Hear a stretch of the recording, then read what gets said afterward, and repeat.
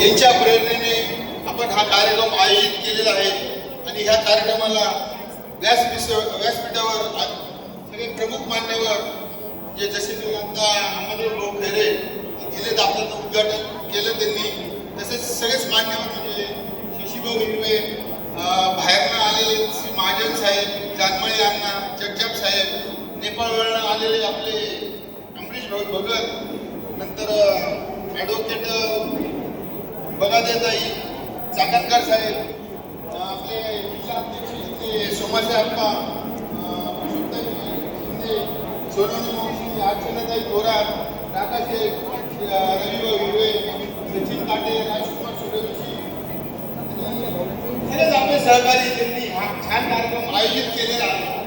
सगळ्यांचे नाव घेऊ शकतो पण खूप वेळ जाईल, त्यामुळे मी थोडक्यात पुढे सरकतो आणि तुम्ही हे सर्वांना इथे व्यासपीठ उपस्थित करून दिलेले आहे.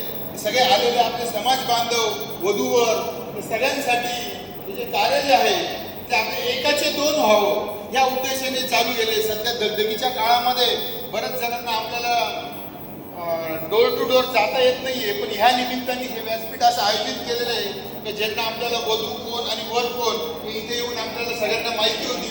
ज्यांना ज्यांना शक्य होईल त्यांनी आपसात भेटावं, बोलावं, ज्यांना अनुकूल वाटलं ते, आणि आपले खूप एकाचे दोन व्हावं हेच सगळ्यांची सदिच्छा तुमच्या पाठीशी राहील. आणि समाज बांधव या नात्याने काही जी मदत लागली ती आम्ही वेळोवेळी करत राहतो आणि करत राहू. एवढे दोन शब्द आश्वासन देऊन मी इथे थांबतो. जय हिंद, जय महाराष्ट्र, जय ज्योती, जय